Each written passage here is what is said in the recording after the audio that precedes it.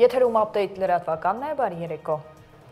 Եվ այսպես վարչապետը հունիսի 20-ին Էրդողանի հրավերով կայցելի Թուրքիա։ Ազգային ժողովի նախագահը հաստատել է լուրը, նաև նշել, որ այցը պատմական է, քանի որ Հայաստանի ղեկավարն առաջին անգամ է նման մակարդակի այց իրականացնելու։ Ալեն Սիմոնյանն ասել է, որ Հայաստանում պատերազմ չլինելու համար կառավարությունը գործում քայլեր է անում, որոնցից մեկն էլ Փաշինյանի այցն է Թուրքիա։ Ես համարում եմ, որ նման գործում քայլերից մեկը ձեզ հայտնի վարչապետի նախատեսվող այցն է Թուրքիա։ Այո, հաստատում եմ։ Եկեք այդ հաստատեցի, բայց մնացածը արդեն վարչապետի գրասենյակի։ Այո, հրավերի հիման վրա։ Բոլոր հարցերը տարածաշրջանային քննարկվելու են եւ ես կարծում եմ այդ այցը պատմական է, որովհետեւ Հայաստանի Հանրապետության ղեկավարը առաջին անգամ նման մակարդակի այց է իրականացնելու։ Լսեք, ես հիմա դժվարանում եմ անունը ասել, պաշտոնական աշխատանքային է, բայց որ դա երկկողմ այց է եւ հրավեր է արվել նախագահի կողմից եւ հենց այդ ֆորմատով է լինելու, այո։ Իսկ ակնկալիքը հայ-թուրքական հարաբերություններին է, ակնկալիքը այդ հանդիպումից, ամսի 20-ին ասած, ակնկալիքը այդ հանդիպումից հայ-թուրքական հարաբերություններին է վերաբերվում, թե նաև հայ-ադրբեջանականում հնարավոր է փոփոխություններ լինել, պայմանագրի կնքման, նաև ճանապարհների ապաշրջափակման։ Բոլոր հնարավոր հարցերին, որոնք որ հնարավոր կլինի քննարկել, այդ հարցերը կքննարկվեն։ Ոչ մի արտառոց բան էսպայի դրությամբ չեմ կարող ասել, որովհետև չեմ բացառում որևիցե քննարկում։ Կարող ենք ենթադրել, որ Թուրքիան ուզում է միջնորդ լինել այս երկխոսության մեջ, հայ-ադրբեջանական հարաբերությունների երկխոսության։ Չեմ կարծում, որ նման գնահատականներ տալը ճիշտ է։ Ես կարծում եմ, որ Հայաստանը եւ Ադրբեջանը որևիցե մի երկրի, նույնիսկ ոչ տարածաշրջանային երկրի աջակցությամբ կամ որևիցե մի մայրաքաղաքում, եթե խաղաղության պայմանագիր ստորագրեն, դա կլինի բոլորի շահերից, բայց ինչպես տեսակ, խաղաղության պայմանագիրը Ադրբեջանը եւ Հայաստանը ավարտին հասցրեցին միասնական եւ երկու կողմը կորոշեն էլի, երբ որ դրա ժամանակը գա, թե որտեղ կկնքեն, ինչ միջնորդություն կլինի միջնորդություն, թե ընդհանրապես միջնորդության կարիք չի լինի, թե այլ ֆորմատ կլինի, որտեղ դիվանագիտական բանում տարբեր ֆորմատներ գոյություն ունեն եւ ես չեմ բացառում, որ այլ ֆորմատների քննարկում նույնպես տեղի կունենա եւ ինչ որ մի ֆորմատ կընտրվի։ Կարող ենք ենթադրել, որ մոտ են խաղաղության պայմանագրի կնքմանը։ Նիկոլ Փաշինյանը խախտեց լռությունը, վարչապետը նոր գրառումներ է արել, նաև նշել, որ նախկինում հնչած քննադատությունները հաշվի առնելով բարձրաստիճան հոգևորականների մասին խոսելիս օգտագործելու է բացառապես կանոնագիր Հայոցի բառապաշարը։ Գրառումը վերաբերել է Արշակ Սրբազանին եւ Վեհափառին, գրառումները ձեր էկրանին են։ Կտրիչ Ներսիսյանը կուսակրոնության ուխտը խախտել է, դա մի բան է, որի մասին բոլորը հայտարարում են, ոչ ոք չի հերքում։ Կտրիչ Ներսիսյանին բազմիցս կոչ է արվել, որ պարզաբանի, դա չի պարզաբանել։ Լրագրողների հետ զրույցում ասել է Ազգային ժողովի փոխնախագահ Ռուբեն Ռուբինյանը։ Եկեղեցական տիտղոսներն ինչ որ իմաստ են ունենում, սրբազան օրինակ նշանակում է սրբակենցաղ, իսկ վեհափառ ես ասում, քանի որ վեհ ես իրեն գնահատում, բայց ինքն իր տված ուխտը խախտել է, ինչպես ես իրեն ասեմ վեհափառ, սուտ է, թող ասի սուտ է, որպես քրիստոնեությունն առաջին ընդունած երկիր, մենք խնդիր չենք տեսնում, որ մեր կաթողիկոսը կուսակրոն չէ, հարց է բարձրացրել Ռուբեն Ռուբինյանը։ Կտրիչ Ներսիսյանը կուսակրոնության ուխտը խախտել է, ինչը նշանակում է, դա մի բան է, որի մասին բոլորը հայտարարում են, ոչ ոք չի հերքում, եւ այդ թվում Կտրիչ Ներսիսյանին բազմիցս կոչ է արվել, որ ինքը պարզաբանի, դա չի պարզաբանել։ Իրենք որովհետև բացատրեմ։ Եվ անի հարց է տվել, կանոնակարգի հետ եկեղեցու ինչ կապ ունեն։ Ես չեմ պատասխանի ձեր հարցին, կպատասխանեմ Անի հարցին, որպեսզի դուք զգաք, թե ինչ վատ է, երբ որ ձեզ ընդհատում են։ Հետո էլ բայց խորհուրդ եմ տալիս ընդհատել Անիին արանքում։ Ուրեմն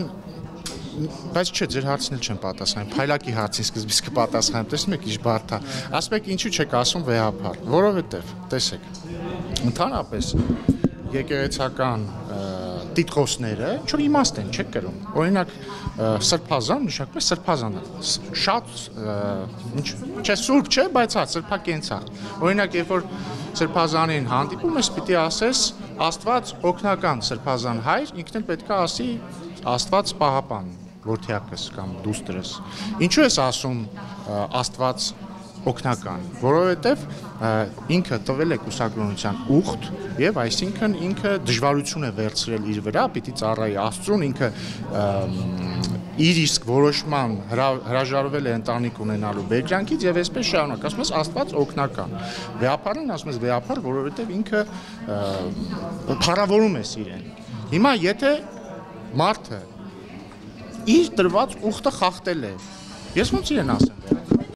Եկեղեցու հակամարտությունը պետության դեմ ավելի վաղ էր սկսվել։ Լրագրողների հետ զրույցում ԿՊԱ-կան պատգամավոր Սարգիս Խանդանյանն է ասել։ Հիշեցնելով վեհապարի 2022 թվականի ելույթը նախագահ Վահագն Խաչատուրյանի երթմնակալության ժամանակ։ Պատգամավորը ելույթը որակել է ընդդիմադիր քաղաքական գործչի ելույթ։ Սարգիս Խանդանյանի կարծիքով կաթողիկոսը հանրության լայն շրջանակի աջակցությունը չունի։ Դուք հայ առաքելական եկեղեցու Ես մկրտված եմ հայ առաքելական եկեղեցում եւ առնվազն ինստիտուցիոնալ առումով հետ համարվում եմ հայ առաքելական եկեղեցու հետևորդ։ Այսօրերի եկեղեցի իշխանություն վեճին, այսպես ասած, տեղի ունեցող զարգացում։ Ես կարծում եմ եկեղեցի իշխանություն վեճը չի սկսվել այսօրերին, այդ վեճը սկսվել է բավականին վաղուց։ Օրինակ, եւ եթե ձեզ թվում է ես պիտի խոսեմ Բաքրատ Գալստանյանի սկսաշարժման մասին, ոչ, դրանից էլ ավելի վաղ է սկսվել եկեղեցու սկսած հակամարտությունը պետության դեմ։ Ես շատ լավ հիշում եմ, օրինակ 2022 թվական, եթե չեմ սխալվում, երբ որ նախագահ Վահագն Խաչատուրյանի երթմնակալության արարողությունն էր եւ քաղաքական իշխանությունը ներկա չէր այդ ազգային ժողովի հատուկ նիստին, բայց ներկա էր ամենայն հայոց կաթողիկոսը եւ ես ձեզ առաջարկում եմ գնալ եւ լսել ամենայն հայոց կաթողիկոսի ելույթը, դա ընդդիմադիր քաղաքական գործչի ելույթ էր եւ ակնհայտ էր, որ եկեղեցին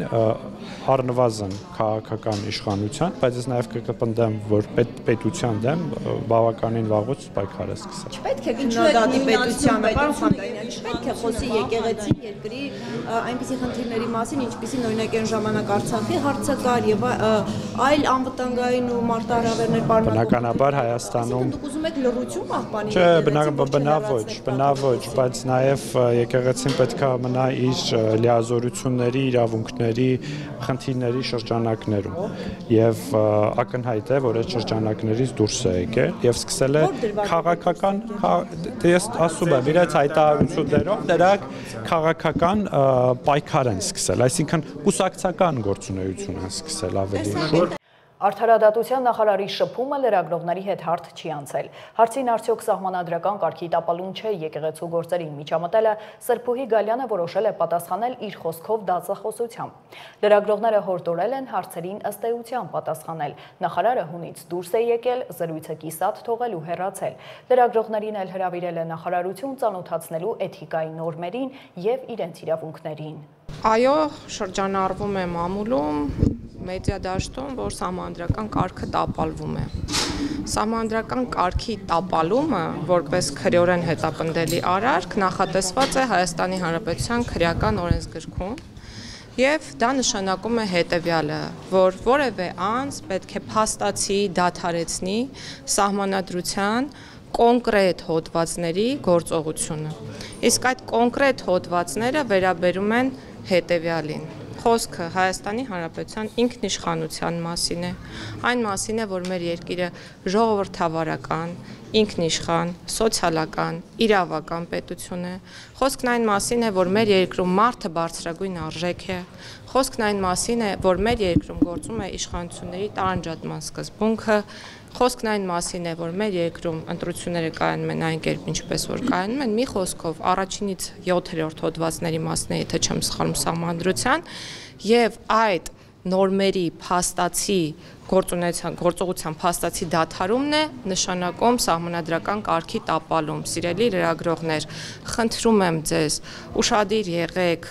ձեր արտահայտությունների հետ կապված մի հնչեցրեք արտահայտություններ եւ խոսքս միայն լրագրողներին չի վերաբերում, խոսքս նաեւ մասնագիտական հանրությանն է վերաբերում, մի հնչեցրեք արտահայտություններ, որոնք չեն համապատասխանում իրականությանը,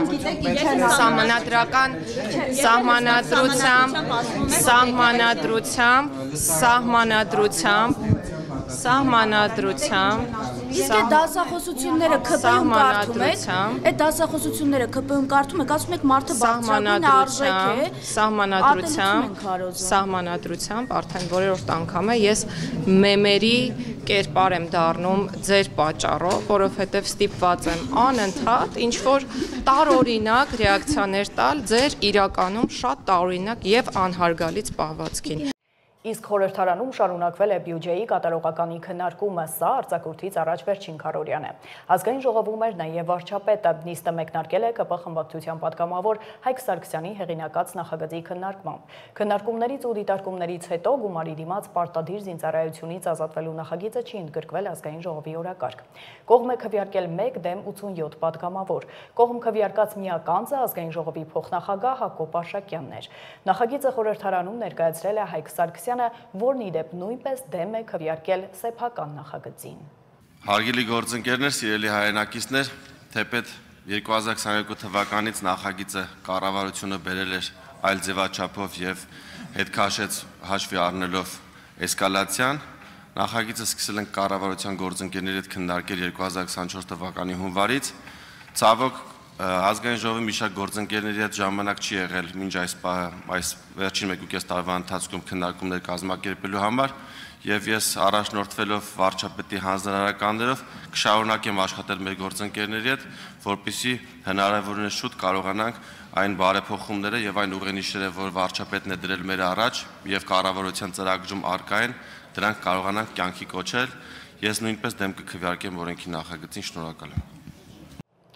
Ֆինանսների նախարար հիմնական զեկուցող Վահե Հովհաննիսյանը ելույթում ընդգծել է, որ բյուջեն մեր բոլորի մասին է, Հայաստանում ապրող յուրաքանչյուր մարդու մասին։ Ըստ նախարարի բյուջեն ձևավորվում է մեր բոլորի համատեղ ջանքի արդյունքում եւ որքան շատ ենք վաստակում ու սպառում, այնքան մեծ է ներդրումը բյուջեի եկամտային մասի ձևավորման մեջ։ Հարկային վարչարարությունը պետք է իր թիրախում պահի հարկային կարգապահության հարցը եւ վերջին տարվա ընթացքում կայացած որոշումներն ու օրենսդրական փոփոխություններն այս իմաստով ընդլայնել են վարչարարության գործիքակազմը, նշել է նախարարը։ Ինչ վերաբերում է տնտեսական զարգացումներին, Հովհաննիսյանն ասել է, որ 2024-ը Հայաստանի համար տնտեսական աճի կայունացման ժամանակահատված էր։ Լեռնային Ղարաբաղից բռնի տեղահանված հայրենակիցներին Հայաստանի տնտեսական կյանքին արդյունավետ ինտեգրելու կառավարության ջանքերը ևս նպաստել են տնտեսական ներուժի բարձրացմանը, ասել է նախարարը։ Հայաստանի Հանրապետությունում բյուջեի ձևավորումը ամեն մեկի մասնակցային պատասխանատվությունն է։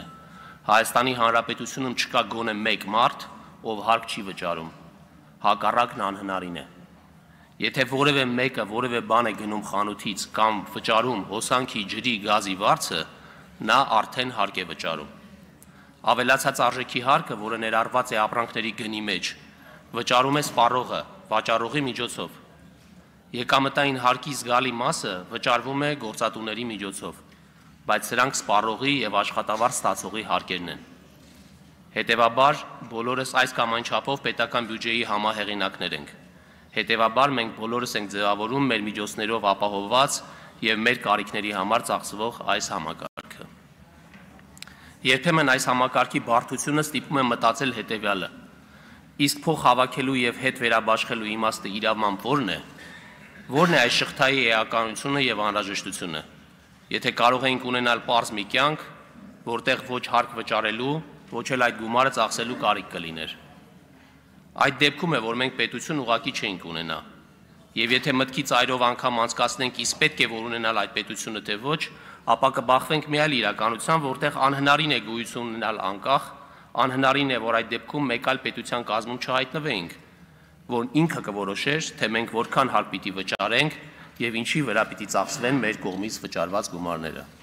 Հայաստան խմբակցության պատգամավոր Արծվիկ Մինասյանը ազգային ժողովի նախագահից հետաքրքրվել է ինչու է իր նկատմամբ քրեական հետապնդման վերաբերյալ միջնորդության հարցը դրված օրակարգի վերջում։ Ալեն Սիմոնյանն ասել է, որ Սեյրան Օհանյանը գրությամբ տեղեկացրել է, որ ոտքի պրոթեզի չաշխատելու պատճառով չի կարող մասնակցել նիստին, հարգելի պատճառով բացակայության դեպքում չեն կարող քննարկել այդ հարցը առանց Օհանյանի։ Արծվիկ Մինասյանն էլ պնդել է, որ գոնե իր մասով պետք է շուտ քննարկում իրականացվի, որպեսզի իր խոսքով հանրությունն այդ ապօրինությունն ավելի շուտ տեսնի։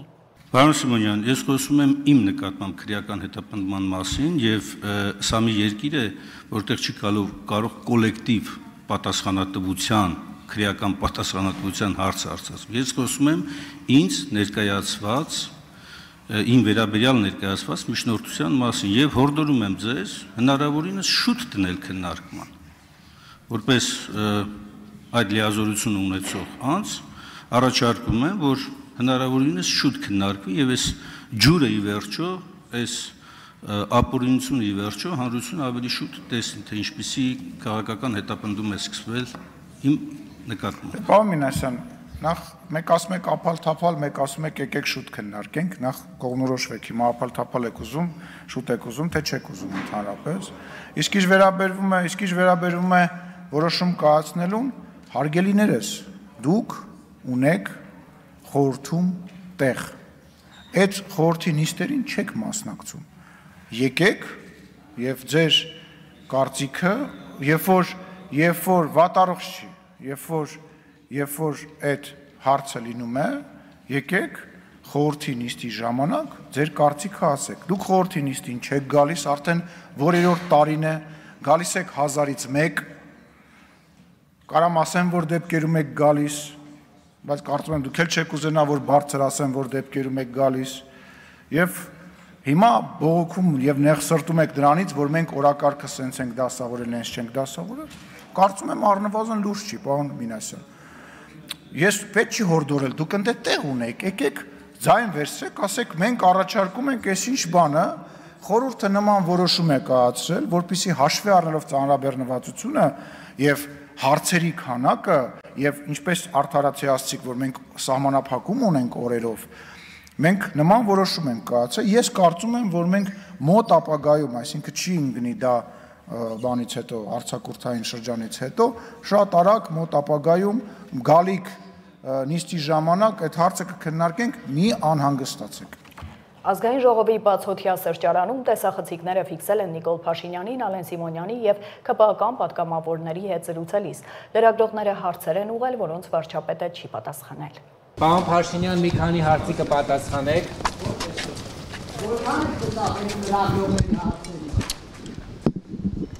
Նայեք։ Վերջին երկու ամիսը խուսափում եք։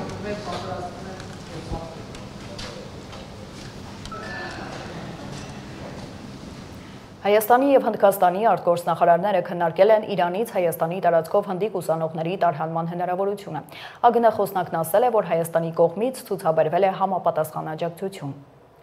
Իրանը տարածաշրջանում կպահպանի իր հռչակած կարմիր գծերն ու չի շեղվի դրանցից։ Հայաստանում Իրանի դեսպանն է հայտարարել։ Մեհդի Սոփանին ասել է, որ Իրանը չի ձգտում պատերազմի սրմանը, բայց պատրաստ է ցանկացած սցենարի։ Դեսպանը նաև շնորհակալություն է հայտնել Հայաստանի իշխանությանը Իսրայելի սանձազերծած ագրեսիան վճռականորեն դատապարտելու, նաև հայ ժողովրդին աջակցության և զորակցության համար։ Պատասխանելով Ադրբեջանի կողմից Սյունիքում հնարավոր ագրեսիայի և այսպես կոչված Զանգեզուրի միջանցքի վերաբերող հարցին, դեսպան Սոփանին շեշտել է. Իրանն ուշադիր հետևում է տարածաշրջանի գործընթացներին, նաև այն համատեքստում, որ Իսրայելը կփորձի առանձին երկրներ օգտագործել իր շահերի համար։ Նրա խոսքով Իրանը կապի մեջ է տարածաշրջանի բոլոր երկրների հետ, ևս մեկ անգամ ընդգծել է Իրանի կարմիր գծերը հստակ են։ Կարմիր գծերը մեր կենսական գծերն են, եւ երբեք Իրանի դիրքորոշումներն իր կարմիր գծերի վերաբերյալ չեն փոխվի։ Իհարկե, մենք հավանականությունների աշխարհում ենք ապրում, եւ որոշ հավանականություններ կարող են մտահոգիչ լինել, սակայն մենք իրողությունների եւ փաստերի հետ ենք առնչվում,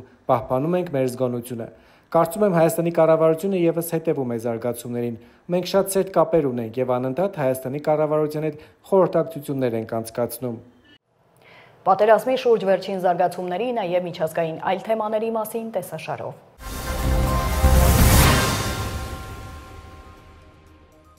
Մեծ յոթնյակի երկրների ղեկավարները Կանադայում անցկացված գագաթնաժողովի ընթացքում իրենց աջակցությունն են հայտնել Իսրայելի ինքնապաշտպանության իրավունքին եւ նշել, որ իրանական ճգնաժամի կարգավորումը պետք է հանգեցնի լարվածության թուլացման մերձավոր արևելքում։ Այս մասին ասվում է G7-ի երկրների ղեկավարների համատեղ հայտարարության մեջ, որը հրապարակվել է Կանադայի կառավարության կայքում։ Մենք G7-ի ղեկավարներս վերահաստատում ենք մեր հանձնառությունը մերձավոր արևելքում խաղաղությանը եւ կայունությանը։ Այս համատեքստում մենք հաստատում ենք, որ Իսրայելն իրավունք ունի պաշտպանվելու։ Մենք վերահաստատում ենք մեր աջակցությունն Իսրայելի անվտանգությանը եւ մենք նաեւ հաստատում ենք խաղաղ բնակչության պաշտպանության կարեւորությունը, նշված է հայտարարությունում։ Մեծ յոթնյակի երկրները եւս մեկ անգամ հայտարարել են, որ Իրանը չպետք է միջուկային զենք ունենա։ G7-ի ղեկավարները հանդիպել են Ալբերտայի նահանգի Կանանասկիս քաղաքում։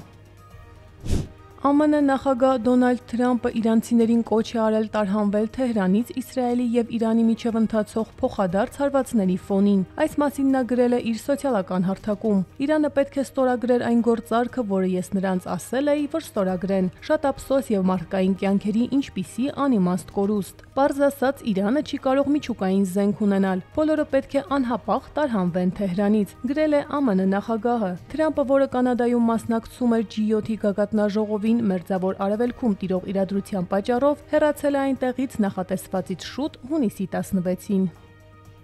Ռուսաստանի անվտանգության խորհրդի քարտուղար Սերգեյ Շոյգուն ժամանել է Փհենյան նախագահ Վլադիմիր Պուտինի հանձնարարությամբ։ Շոյգուն հանդիպել է Հյուսիսային Կորեայի առաջնորդ Կիմ Չեն Ընի հետ։ Ռուսաստանի Դաշնության անվտանգության խորհրդի մամուլի ծառայությունը հայտարարել է, որ Սերգեյ Շոյգուն բանակցություններ է վարել Հյուսիսային Կորեայի ղեկավարության հետ հունիսի 4-ին կայացած վերջին այցի ընթացքում ձեռք բերված պայմանավորվածությունների շրջանակում։ Դրանք իրականացվում են Ռուսաստանի Դաշնության եւ Հյուսիսային Կորեայի միջև Փակ ռազմավարական գործընկերության մասին պայմանագրի համաձայն։ Սա Ռուսաստանի Դաշնության անվտանգության խորհրդի քարտուղարի արդեն երրորդ այցն է Հյուսիսային Կորեա վերջին գրեթե 3 ամսվա ընթացքում։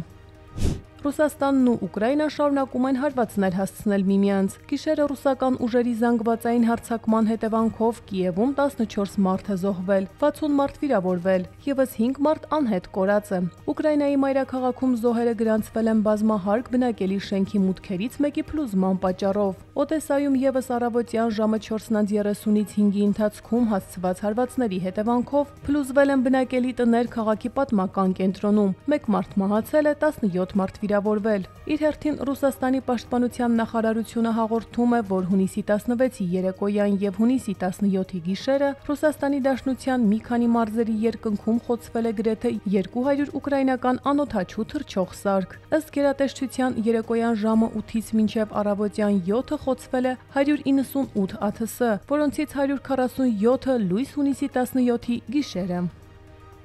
Գազայի հատվածի հարավում գտնվող Խան Յունիս քաղաքում մարդասիրական օգնության կենտրոնի մոտակայքում իսրայելական ուժերի կողմից հունիսի 17-ին սպանվել է 45 քաղաքացի, վիրավորվել են տասնյակ մարդիկ։ Ավելի վաղ տարածված տեղեկությունների համաձայն Գազայի հատվածի տարբեր շրջաններում իսրայելական հարվածների հետևանքով հունիսի 16-ին զոհվել էր 51 պաղեստինցի, որոնցից 36-ը օգնության բաշխման կենտրոնների մոտ հավաքված մարդկանց թիրախավորման հետևանքով։ Գազայի հատվածի Առողջապահության նախարարությունը հայտնել է, որ մայիսի 27-ից ի վեր մարդասիրական օգնություն փնտրողների շրջանում զոհերի թիվը հասել է 338-ի, իսկ վիրավորներինը 2831-ի։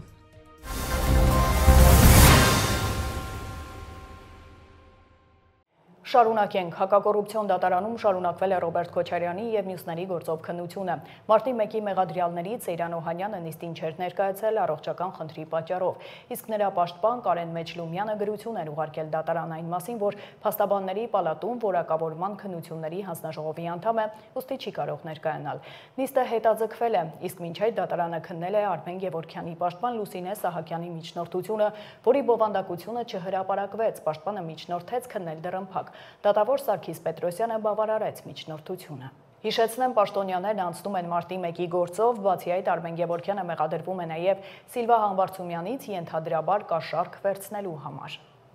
Այսօր շարունակվել է նաև Սերժ Սարգսյանի գործով դատական նիստը, որից հետո երրորդ նախագահը պատասխանել է լրագրողների հարցերին։ Սպասելի անսպասելի քաղաքական գործունեություն է, էլի, դրանք այդպես են որոշել, ինչ կարող եմ ասել։ ՔՊ-ից ձայներ բերելու գործընթացը մեկնարկել է։ Բոլոր աշխատանքները զուգահեռաբար մեկնարկված են։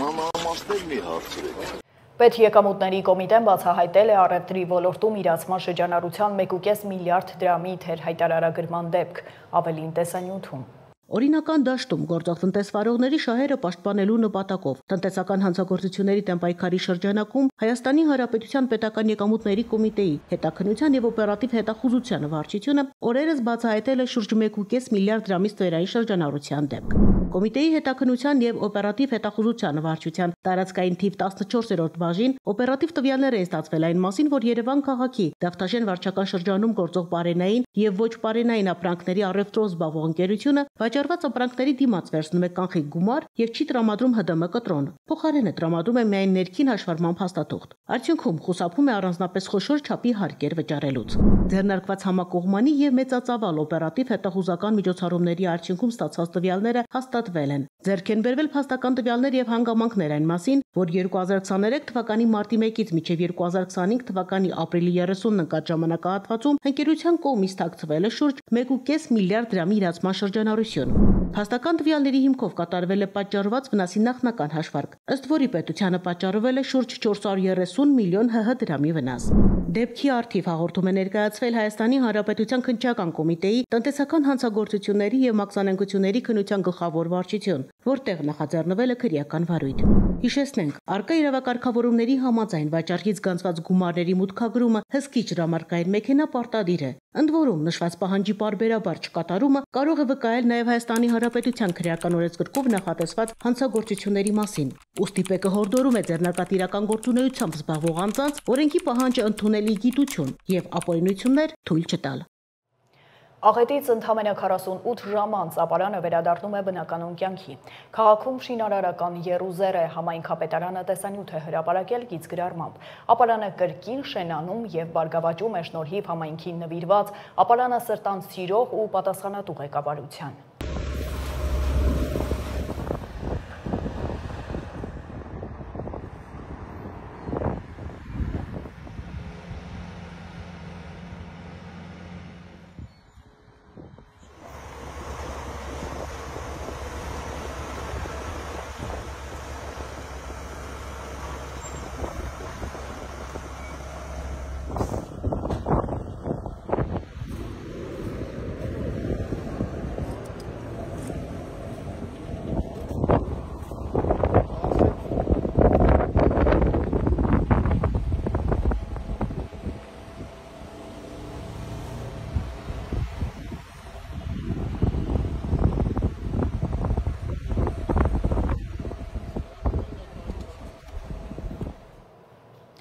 Եվ եղանակ, վաղը հանրապետության տարածքում եղանակը կլինի առանց ստեղումների, օդի ջերմաստիճանը կբարձրանա 5-ից 7 նիշ։